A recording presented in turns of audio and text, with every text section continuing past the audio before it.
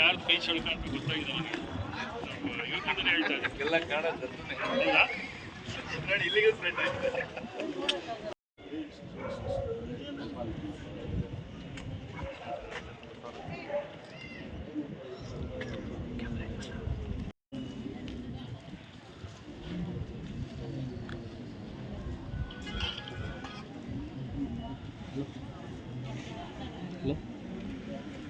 ಬೆಳಕು ಮೂಡುವ ಮುನ್ನವೇ ರಕ್ತದ ಕುಳಿ.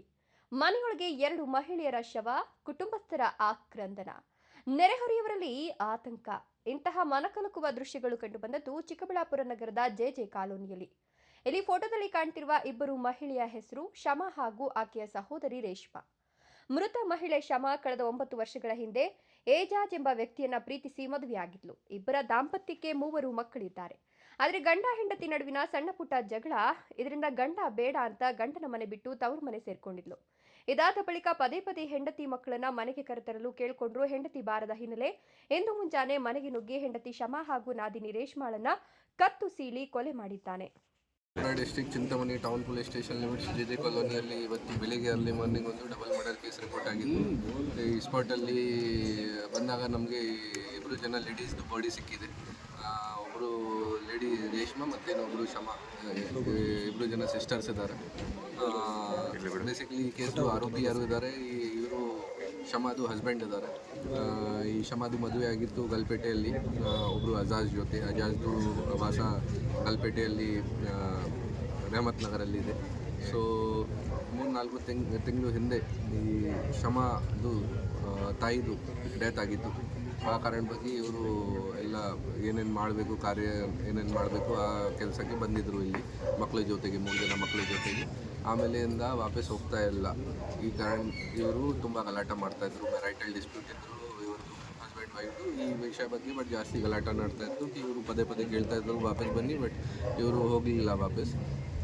ಇವತ್ತು ಅರ್ಲಿ ಮಾರ್ನಿಂಗ್ ಇವರು ನಮ್ಮ ಆರೋಪಿ ಗಲ್ಪೇಟೆಯಿಂದ ಬೈಕಿಂದ ಇಲ್ಲಿ ಬಂದು ಅರೌಂಡ್ 6:00ವರೆಗೆ 2 ಜನ ಮಲಗಿದ್ರು. ಆ ಟೈಮ್ಗೆ ಗೇಟ್ ನಾಕ್ ಮಾಡಿ ಗೇಟ್ ಓಪನ್ ಮಾಡಿ 2 ಜನ ಲೇಡೀಸ್ಗೆ ನೈಫಿಂದ ಅಟ್ಯಾಕ್ ಮಾಡಿ ಸಾಯಿಸಿದ್ದಾರೆ. ಅವ್ರದ್ದು ಸ್ಪಾಟಲ್ಲಿ ಡೆತ್ ಆಗಿದೆ. ಬೇರೆ 3 ಜನ ಮಕ್ಕಳು ಇತ್ತು. ಇವ್ರದ್ದು 3 ಜನ ಮಕ್ಕಳು ಇದ್ದಾರೆ, ಗಂಡ ಹೆಂಡತಿದ್ದು. 3 ಜನ ಮಕ್ಕಳಿಗೆ ಇವರು ಬೈಕಲ್ಲಿ ಕರ್ಕೊಂಡೋಗಿ ವಾಪಸ್ ಗಲ್ಪೇಟಿಗೆ ಹೋಗಿದ್ದಾರೆ. ಗಲ್ಪೇಟಲ್ಲಿ ಇವರು ಮಕ್ಕಳಿಗೆ ಮನೆಯಲ್ಲಿ ಬಿಟ್ಟು ಸ್ಟೇಷನಲ್ಲಿ, ಗಲ್ಪೇಟೆ ಸ್ಟೇಷನಲ್ಲಿ ಹೋಗಿ ಸರೆಂಡರ್ ಮಾಡಿದ್ದಾರೆ ಅರೌಂಡ್ 8:45ಗೆ. ಅದೇ ಟೈಮ್ಗೆ ನಮಗೆ ಅಲ್ಲಿಂದ ಮಾಹಿತಿ ಬಂದಿತ್ತು. ಸೊ ನಾವು ಕೂಡ ನಮ್ಮ ಟೀಮ್ನಲ್ಲಿ ಕಲಿಸಿ ಅವರಿಗೆ ಸೆಕ್ಯೂರ್ ಮಾಡಿ ಕರ್ಕೊಂಡ್ಬರ್ತಾ ಇದ್ದಾರೆ ಅವರಿಗೆ. ಇಲ್ಲಿ ಕೂಡ ನಾವು ಸ್ಪಾಟ್ದು ಪರಿಶೀಲನೆ ಮಾಡಿದ್ದೀವಿ. ನಮ್ಮ ಸೀನ್ ಆಫ್ ಕ್ರೈಮ್ ಆಫೀಸರ್ಸ್ ಕೂಡ ಬಂದು ಎಲ್ಲ ಎವಿಡೆನ್ಸಸ್ ಕಲೆಕ್ಟ್ ಮಾಡ್ತಾರೆ. ಕ್ರೈಮ್ ಆಫೀಸ್ ಇದು ಮ್ಯಾರಿಟಲ್ ಡಿಸ್ಪ್ಯೂಟ್ ಕಾರಣ ಬಗ್ಗೆ ಮರ್ಡರ್ ಆಗಿದೆ. ಬೇರೆ ಏನು ವಿಚಾರ ಇದೆಯಲ್ಲ ಸರ್, ಇವ್ರಿಗೆ ಹಣದ ವೈಯಕ್ತಿಕ ಏನಾದರೂ ಇತ್ತಾ ಸರ್? ಇಲ್ಲ, ಈ ಥರದ್ದು ಯಾವುದೂ ಇಲ್ಲ. ಈಗ ನಮಗೆ ಸಿಕ್ಕಿದ್ದಾರೆ, ಸೊ ನಾವು ಇಂಟರೋಗೇಷನ್ ಮಾಡ್ತೀವಿ. ಬಟ್ ಮ್ಯಾರಿಟಲ್ ಡಿಸ್ಪ್ಯೂಟ್ ಬಿಟ್ಟು ನಮಗೆ ಬೇರೆ ಯಾವುದೂ ಈಗ ರೀಸನ್ ಗೊತ್ತಾಗಲಿಲ್ಲ.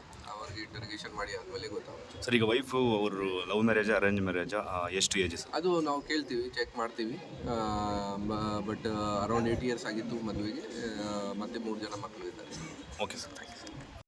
ಇನ್ನು ಪತ್ನಿ ಹಾಗೂ ನಾದಿನಿಯ ಮೇಲೆ ಮಾರಣಾಂತಿಕ ಹಲ್ಲೆ ನಡೆಸಿ ಹತ್ಯೆ ಮಾಡಿದ ಬಳಿಕ ಮಕ್ಕಳನ್ನ ತನ್ನೊಂದಿಗೆ ಕರೆದುಕೊಂಡು ಹೋಗಿ ಸ್ವತಃ ಕೋಲಾರದ ಗಲ್ಪೇಟೆ ಪೊಲೀಸ್ ಠಾಣೆಗೆ ತೆರಳಿ ಶರಣಾಗಿದ್ದಾನೆ. ಸದ್ಯ ಆರೋಪಿ ನೀಡಿದ ಮಾಹಿತಿಯ ಮೇರೆಗೆ ಎಸ್ಪಿ ಹಾಗೂ ಚಿಕ್ಕಬಳ್ಳಾಪುರ ನಗರ ಪೊಲೀಸರು ಸ್ಥಳಕ್ಕೆ ಭೇಟಿ ನೀಡಿ ಪರಿಶೀಲನೆ ನಡೆಸಿ ಮೃತದೇಹಗಳನ್ನು ಶವಾಗಾರಕ್ಕೆ ರವಾನಿಸಿದ್ದಾರೆ. ಒಟ್ಟಾರೆ ಕುಟುಂಬ ಕಲಹದ ಹಿನ್ನೆಲೆ ನಡೆದಿರಬಹುದಾದ ಈ ಡಬಲ್ ಮರ್ಡರ್ ಪ್ರಕರಣಕ್ಕೆ ಸಂಬಂಧಿಸಿದಂತೆ ಪೊಲೀಸರು ಆರೋಪಿಯನ್ನ ವಶಕ್ಕೆ ಪಡೆದು ವಿಚಾರಣೆ ನಡೆಸುತ್ತಿದ್ದಾರೆ. ತನಿಖೆ ಪೂರ್ಣಗೊಂಡ ಬಳಿಕವೇ ಕೊಲೆಗೆ ನಿಖರ ಕಾರಣ ಏನು ಅನ್ನೋದು ಸ್ಪಷ್ಟವಾಗಲಿದೆ.